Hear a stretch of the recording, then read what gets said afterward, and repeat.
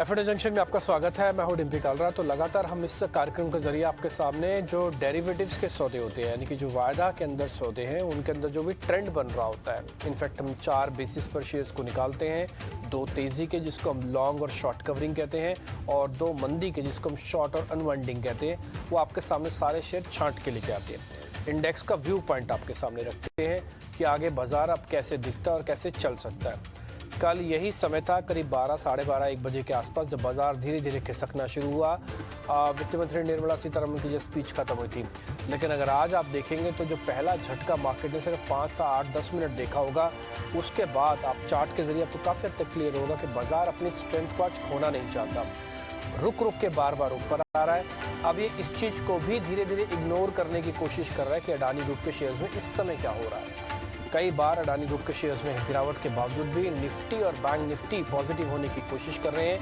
वो हमने आपको अलग अलग एंगल से सारी बात रखी है। तो फिलहाल 5 बड़ी बातों से शुरुआत करते हैं, फिर शिल्पा राउत से हम करेंगे बातचीत। तो पहली इसमें बात यही है कि कमज़ोर के शुरुआत के बाद अब बाजार थोड़ा संभल गया है। तो 17,500, 600 ये एक बेस बनाने की कोशिश कर रहा है, और कल के लो को शायद वॉलेट नहीं करेगा, जो कि करीब 400, 400 के आसपास बना था। आईटी मीडिया शेयरों में कुछ हद तक खरीदारी हो रही है, एफएमसीजी में भी खरीदारी हो रही है।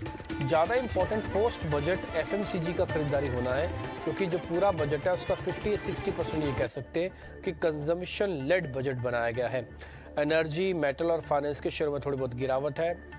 ये सिर्फ चर्निंग का एक पार्ट है, ऐसा नहीं कि मेटल्स पे कोई नेगेटिव खबर है या फिर एनर्जी को लेकर कोई मेटल खबर है नेगेटिव, ऐसा सच नहीं है। अच्छा, आईटीसी को लेकर 2 इंपॉर्टेंट चीज़ें ऑब्जर्वेशन है। फर्स्ट, एक तो जो कल टैक्सेशन की बात सामने निकल के आई, उसका जो इम्पैक्ट है वो काफ़ी कम होगा।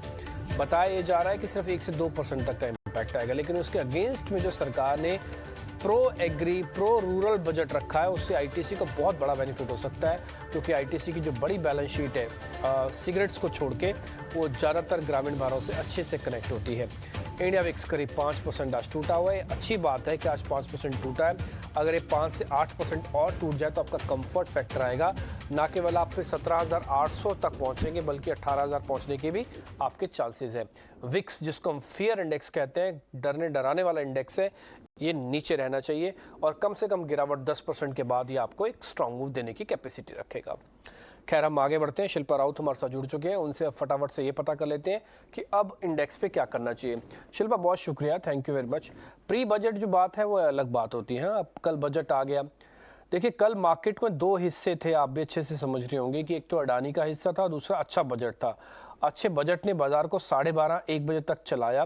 बाद में अडानी के शेयर्स ने प्रॉफिट बुक करवाया। हाँ, तो अलग अलग पार्ट है। आपको लगता है कि बाजार के अंदर एक बेस बन गया है अपना, और वो धीरे धीरे इग्नोर करने वाली चीजों में आ गया है? जी डेफिनेटली, वी ऑल नो कि market is a leading indicator. उसमें पहले जो भी नेगेटिविटी है उसको प्राइस इन कर ही लेता है, उसके बाद भी मूव फॉरवर्ड। तो दिस अदानी या फिर whatever out of the box content जो था, जिसकी वजह से we saw this massive fall, वो भी मुझे लगता है वो थोड़ा भी प्राइस्ड इन है। बट ऑफकोर्स पेन रहेगा, ऐसा नहीं कि that we are out of the pain and we can move forward. But yes, this जो एकदम वेलोसिटी से फॉल है वो शायद अभी रुक जाए, एंड वी माइट सी एक बेस अराउंड 17,200 अभी यहाँ से, and move gradually upwards. Okay, ठीक है। आप मेरे को जरा लेवल के हिसाब से बता सकते से, मान लीजिए मैं इस उथल पुथल को समझ रहा हूँ, मैं वॉलेटिलिटी भी समझ रहा हूँ, तो मेरा एक सेफ स्टॉप लॉस या मेरा एक सेफ टारगेट क्या होना चाहिए, और प्रोपोर्शनेटली कितना पैसा मेरे को मार्केट में डालना चाहिए इन इंडेक्स ओनली, सिर्फ इंडेक्स पर? अभी के लिए मेरे हिसाब से अभी के लिए निफ्टी में एक fresh trade is a no. आपको वेट करना है थोड़ा, this for a couple of sessions की either we are breaching this 17,400 and 450 zones in futures, तो हम लोग उसके बाद 17,200 में लेंगे, बिकॉज अभी रेजिस्टेंस भी 17,800 में है, and we are trading at around same zones. तो अभी it is not a wise I mean phase and the space to enter right now. Wait and watch, then only उसके बाद taking a fresh call is much much appreciated. आपका bank Nifty पे भी यही stance है, या फिर bank Nifty पे कुछ अलग है आपका स्टांस?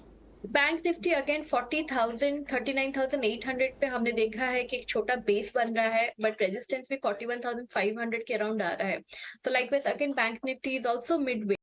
तो अभी यहाँ पे फ्रेश ट्रेड्स तो नहीं बनते हैं, आपको आइदर 41,500 के ऊपर मिले तो आप बाई कीजिए, स्टॉप लॉस आपका 41,000 हो जाएगा, या फिर आपको वेट करना है। If it is breaching 40,000 and decisively trading, then आपको फिर सेल करने के नए विंडोज ओपन हो जाएंगे। अभी के लिए अवॉइड इंडेक्स। ठीक है, तो दोनों पे हम अवॉइड का ही ठप्पा लगा देते हैं, Nifty avoid, bank Nifty avoid. Shilpa का ऐसा मानना है कि फिलहाल अभी किसी तरह की कोई पोजीशंस जल्दबाजी में ना बनाई जाए।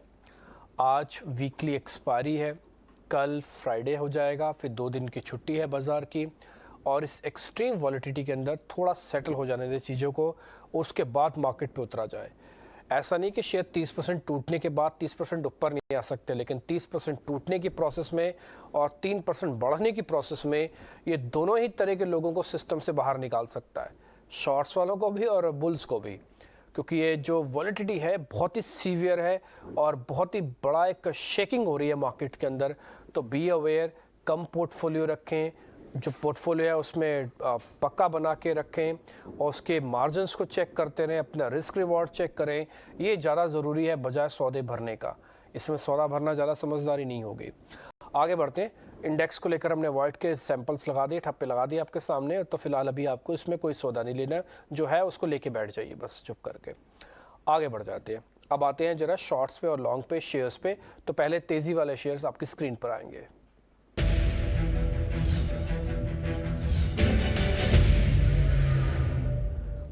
ब्रिटानिया, एक्चुअली ब्रिटानिया के एक तो पोस्ट नंबर से शेयर चल रहा है, और दूसरा कल हमको लग रहा है, जो मैम कल बात रख रही थी बजट वित्त मंत्री देश की, तो 70% बजट सुनने में, क्योंकि मैंने बजट बहुत गौर से सुना, तो 70% बजट ऐसा लग रहा था कि कृषि और एग्रीकल्चर से बेस्ड है, रूरल इंफ्रा से बेस्ड है। ये सारी एफएमसीजी कंपनियों का एक बड़ा गढ़ उन डिस्पोजेबल इनकम से कनेक्टेड है जो गांव देहात से आती है। ब्रिटानिया पे आपकी रिकमेंडेशन 4% ऊपर है, वोल्टास पे आपकी रिकमेंडेशन जो 2.5% ऊपर है। शिल्पा जी एक्चुअली दोनों पे हमारा बाय कॉल ऑलरेडी आज ब्रिटानिया में हमने सुबह दिया हुआ था, जब इट वाज ट्रेडिंग एट 4450 हमने दिया हुआ था फॉर टारगेट्स ऑफ 4650, और हमने इसको ऑप्शंस के थ्रू ऑलरेडी रेकमेंड किया हुआ था, तो आवर टारगेट्स आर डन। तो फ्रेश बाय अभी नहीं, it is only above 4700 fresh buy, otherwise wait for declines till 4400। Voltas also we had given a buy at 780 for targets of 840, तो वोल्टास भी ऑलमोस्ट 820 लेवल्स पे है, तो our targets are met. So we will review, अगर ये 820 के ऊपर sustain करता है and it is not reaching that, then again a fresh buy towards 855 या 860। ओके, ठीक है, आपकी लिस्ट में भी था। हम दोनों के दोनों लेवल्स आपके स्क्रीन पे ले आते हैं, एक बार आप ध्यान रख के सौदा कीजिएगा। एक तो ब्रिटानिया और दूसरा वोल्टास। वोल्टास काफ़ी अच्छे से ऊपर आया है, और वैसे भी सरकार अब इनका सीज़न भी आने वाला है। आप ना सीजनल प्ले भी आप चेक करिए कीजिए। फरवरी आते ही वोल्टास को, ब्लू स्टार को, सिम्फनी को धीरे धीरे करके नोटिस कीजिएगा, तब आपको दिखेगा साफ साफ कि इसमें जो सीजनल प्ले होता है वो 1 से 1.5 महीने पहले बनना शुरू हो जाता है। ब्रिटानिया पे तो मैंने आपको रीजंस बताई दिए, खुद शिल्पा के अपने रिकमेंडेशंस भी हैं, तो लेवल्स एक बार स्क्रीन पे लेके आइए। ब्रिटानिया और वोल्टास के यहाँ पर खरीदारी के रिकमेंडेशंस सामने साफ साफ निकल के आ रही हैं। आगे बढ़ते हैं, थोड़े शॉर्ट कवरिंग के शेयर्स भी चेक कर लेते हैं। L&T टेक और IDFC फर्स्ट, इन दोनों पे आपका रिकमेंडेशन। जी IDFC फर्स्ट अभी फ्यूचर्स में it is completely at the resistance. एक बार 61 के ऊपर डिसाइसिवली ट्रेड करता है, then it is a very strong buy for targets of 67। Stop loss तब आपका 59 रहेगा, लेकिन अभी it has to trade above 61। L&T tech में of course completely IT doing very good. अभी यहाँ पे फ्रेश बाय आपको एक रिस्क फैक्टर ज्यादा रहेगा, बिकॉज आपका स्टॉप लॉस अराउंड 3300 आएगा and targets of 3650 3700, but then buy on decline. थोड़ा अभी भी करते हैं तो थोड़ा buy on tranches towards 3300 zones. Shilpa, मेरे को ना आप सिर्फ लेवल से बताओ। इसमें पहला पॉइंट तो मेरे को L&T टेक का बताओ, ये भी 3418 पे करना है, इसको प्लस करना है कि कुछ कंडीशन के साथ प्लस करना है, तो फिर मेरे को स्टॉप लॉस टारगेट भी दो इस पे। लाइक आई सेड, आपको ट्रांचेस में इसको बाय करना है। आपका यहाँ पे स्टॉप लॉस 3300 का रहेगा towards targets of 3600 and above. First का कैसे करें? इसमें क्या कंडीशन थी? 57 वाली कंडीशन है। Sorry I couldn't hear you. हाँ, IDFC फर्स्ट का मैं कह रहा था कि इसमें क्या लेवल्स रखे हैं आपने IDFC इसको? फर्स्ट बैंक अभी नहीं, it is in futures trading above 61, then only it is a breakout, otherwise no, it will fall till 55 zones, then only you can buy. Okay ठीक है, तो फिर उस केस में हमारा स्टॉप लॉस और टारगेट क्या होगा? Stop loss is 55, targets above 61, buy for targets of 68 and 72. Condition लगाइए 61, स्टॉप लॉस लगाइए 55, टारगेट लिखिए 68। क्लियर करना बहुत ज़रूरी है, नहीं तो उससे क्या था, पूरे बात का पता नहीं चलता कि एक्चुअली हमें आईडीएफसी के अंदर करना क्या है। फिर हम हाँ में और ना में दोनों हो जाते हैं, और हमारा इसी कार्यक्रम का फोकस ही यही है, ना हाँ ना ना। आप जो भी अब क्लियर हो जाए, आपको लेना है कि नहीं लेना है, छोड़ना है कि नहीं छोड़ना है। इसलिए जिसके हम टारगेट स्टॉप लॉस आपको दे रहे हैं, ये तो आपकी लिस्ट में होने ही चाहिए। आईडीएफसी फर्स्ट कंडीशन के साथ, ऊपर कंडीशन लिखी होती है 61, और दूसरा शेयर हमने एल&टी टेक लगाया, इसके लेवल से भी आप नोट कर लीजिएगा। हम आगे अब मंदी वाले जो शेयर्स रख रहे हैं, इसके अंदर भी आपको टारगेट स्टॉप लॉस के साथ ही आपको सौदा हम देंगे। तो आइए दिखाइए जरा मंदी वाले शेयर्स कौन से हैं।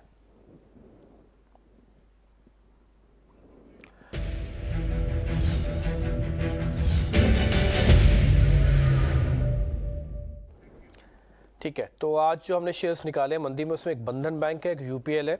शिल्पा एक बार जरा इन दोनों शेयर्स को चेक करो। बंधन बैंक 3.5% नीचे, 5.5% यूपीएल।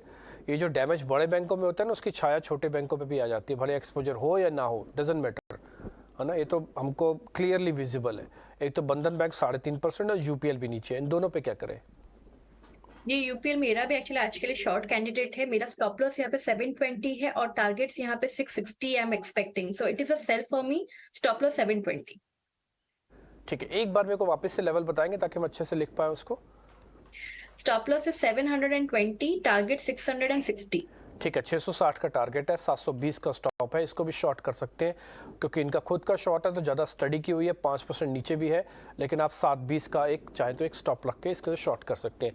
मैं भी आपके पास वापस लौटूंगा और बंधन बैंक के बारे में भी आपसे पता करूंगा, लेकिन इस बीच क्योंकि अडानी ग्रुप से आजकल सेंटिमेंट एंड ड्रिवन मार्केट्स के अंदर बाइंग और सेलिंग हो रही होती है, तो इसलिए इसी पे हम अपने सहयोगी अंकुर को जोड़ रहे हैं। अडानी एंटरप्राइज अपने एफपीओ वापस ले लिया है। अडानी ग्रुप के किन बैंकों का कितना एक्सपोजर है और सूत्रों के हवाले से क्या खबर आ रही है, आरबीआई इस पे क्या बोल रहा है, क्या रुख उठा सकता है, क्या कदम उठा सकता है, खुद आरबीआई को कवर करने वाले मेरे सहयोगी अंकुर मिश्रा मेरे साथ जुड़ रहे हैं। अंकुर जरा बताइएगा।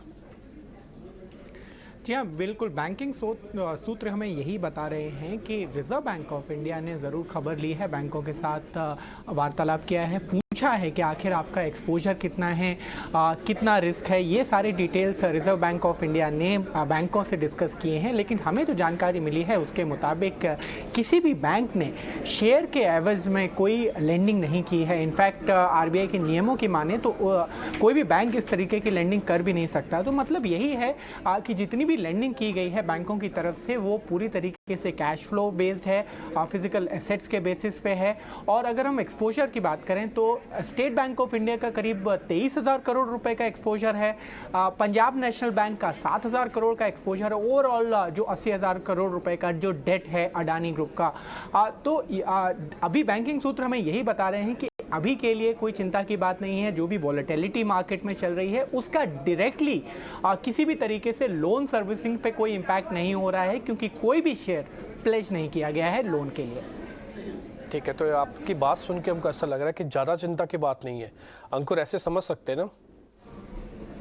जी हाँ, बैंक अभी के लिए तो बिल्कुल बोल रहे हैं कि बिल्कुल चिंता की बात नहीं है, लेकिन रेगुलेटर हमेशा संज्ञान लेता है, बैंक से बातचीत करता है। पिछले फ्राइडे भी एक बातचीत हुई है और इस हफ्ते भी लगातार जो रेगुलेटर है वो बैंकों के संपर्क में है। एक एक बैंक से चेक किया गया है कि आपका क्या एक्सपोजर है, किस तरीके का लोन दिया गया है। जो बैंक्स हैं, जैसा मैंने आपने बताया कि वो तो पूरी तरीके से जो लेंडिंग है वो प्रोजेक्ट्स को लेके है, और लास्ट के 3 साल में कोई भी इंडियन बैंक से लेंडिंग हुई ही नहीं है। जो भी एक्विजिशंस भी हुए हैं अडानी ग्रुप से, वो लेंडिंग जो है वो ओवरसीज लेंडिंग हुई है। तो अभी के लिए बैंकिंग सूत्र यही बता रहे हैं कि लेंडिंग को लेकर कोई अभी चिंता की बात नहीं है। ठीक है, अच्छी बात है, क्योंकि अगर बैंक्स को चिंता नहीं, जिन्होंने पैसा दिया हुआ है, तो फिर दूसरे आदमी को भी चिंता थोड़ी कम करनी चाहिए। मैं ये नहीं कह रहा कि अडानी ग्रुप के आप एकदम से दौड़ के आ जाइएगा शेयर लेने के लिए। अपना फैसला सोच समझ के, वित्तीय सलाहकारों से राय लेके, अपना रिस्क मैनेजमेंट करके, अपना पोर्टफोलियो चेक करके, सब चीज़ों को नज़रअंदाज ना कीजिएगा, सब चीज़ों को देखभाल के ही सौदा लीजिएगा। लेकिन हाँ, एक कड़ी जो बैंक से जुड़ती है, जहाँ से कॉन्फिडेंस का लेवल या वेटेज मैं कहूँगा बहुत ज़्यादा कॉन्फिडेंस की, वो हमने आपके सामने रख दिया कि किस किस बैंक का कितना कितना एक्सपोजर है। और अंकुर तो ये बात कह रहे हैं कि बैंकर्स को फिलहाल अभी कोई चिंता नहीं है, लेकिन हाँ, रेगुलेटर्स तो खैर हर चीज़ अपने हिसाब से चलते हैं, पूछते भी हैं, जो उन्होंने बैंकों से पूछा भी है। ठीक है अंकुर, बहुत शुक्रिया, थैंक यू वेरी मच ये खबर हमारे तक पहुँचाने के लिए। आगे बढ़ते हैं, अब शिल्पा के वापस लौटते हैं। शिल्पा, एक तो मेरे को बंधन बैंक के अगर टारगेट स्टॉप लॉस दे दे आप, एक तो वो बात, और दूसरा अपनी ट्रेडिंग कॉल्स भी बता दीजिए। जी, बंधन बैंक में अभी 230 के स्टॉप लॉस से अगर किसी को करना है, it's a very risky trade, लेकिन करना है तो 230 का आपको टाइट स्टॉप लॉस लगाना है फॉर टारगेट्स ऑफ 215। ठीक है, अब मेरे को जरा आपकी ट्रेडिंग कॉल्स पता करनी है। जी, मेरा पहला बाय रहेगा एफएसएल में। एफएसएल में अगर आप देखेंगे 109 110 पे अच्छा सपोर्ट बन गया है, तो that is the stop loss 109। और अभी आपको यहाँ पे टारगेट्स टुवर्ड्स 125 देखने को मिलेंगे, तो my first by is FSL. Okay ठीक है, फर्स्ट आपके फर्स्ट बाय है 125 का टारगेट, 109 का। एक्चुअली धीरे धीरे करके जो आईटी और आईटी बेस्ड कंपनीज है ना, वहाँ पे खरीदारी तो हो रही है, इसमें कोई सेकंड थॉट नहीं है। कल भी मार्केट के अंदर जो उठापटक हो रही थी, उसमें आईटी इंडेक्स सबसे ऊपर था।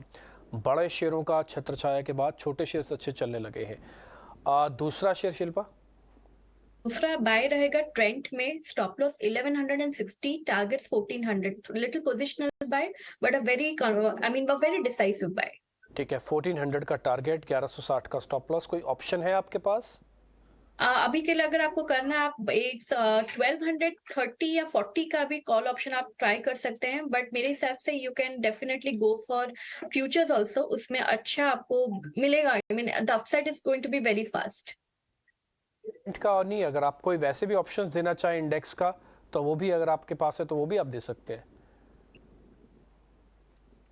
तो मेरा थर्ड बाय रहेगा Muthoot finance, trading at around 1019 1020, stop loss यहाँ पे 1000 है और आपको टारगेट्स टुवर्ड्स 1100 है। मुथूट पे भी बुलिश है। ठीक है, कुल मिला के हमने सारे सौदे आपसे ले लिए। हम भी ये चाहते हैं कि ज़्यादा सौदे ना हो, जो हो वो पक्के हो। टारगेट 1100, 1000 का स्टॉप लॉस है फिलहाल, अभी हरे निशान में आके ये भी ट्रेड कर रहा है। शिल्पा, बहुत बहुत शुक्रिया, थैंक यू वेरी मच आज समय देने के लिए।